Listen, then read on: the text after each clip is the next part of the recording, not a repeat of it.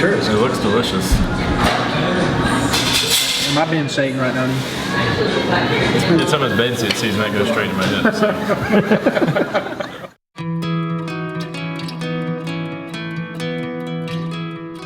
But my question is for, and I kind of hit on it in the car.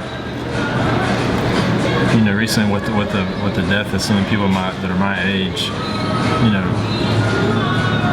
what is the, you know, that person's path? I mean, what happens to your soul? Like I said, you're not an evil person, but you have heard the word.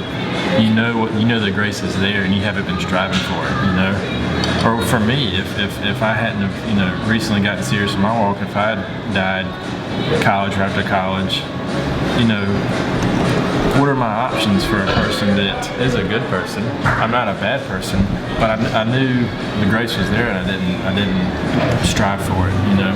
Absolutely. I actually had to deal with this before I entered seminary. A friend, this was the saddest story in the world. Army officer. She had devoted her whole life to her career and being like in the best physical shape. She'd become a colonel. But on her climb, she had no friends, like she had a few like kind of like buddies, like with like they would do like bike trips and stuff, but not like any deep friendships, no faith life. And she'd gotten to the point where she was in her 40s and 50s that she'd become so isolated from everybody that all she had was like her dog and like her like weekend like sports things, and then her work as a colonel. But something had happened where her career had like failed her, like she was gonna get like let go from the army or something. It just her career had suffered a setback, and she killed herself. And the only person she knew on a regular basis was my mom, because my mom was her trainer. And my mom had a lot of interesting cases of people she trained, where it was almost like she was doing spiritual direction, like while doing physical training. And I remember that shaking me, because it's like knowing you've met somebody that could be in hell. Yes. Like that shakes you to your core.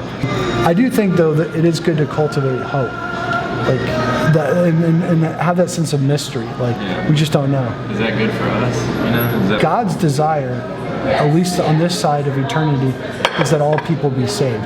So when we have hope that all people are saved, we're participating in what God's desire is for the world. Sure. What would be the point of somebody to have a close relationship with God while they're alive if, like you said, they could just make a conversion as they're falling to their death? How do you tell people that a countercultural walk with Christ is a great thing while you're alive? You know what I'm saying? It's better to suffer in this world, yes, and to go through purgatory in this world. There is this idea that your capacity to love in this world and to receive divine love, like, kind of determines how you spend all eternity.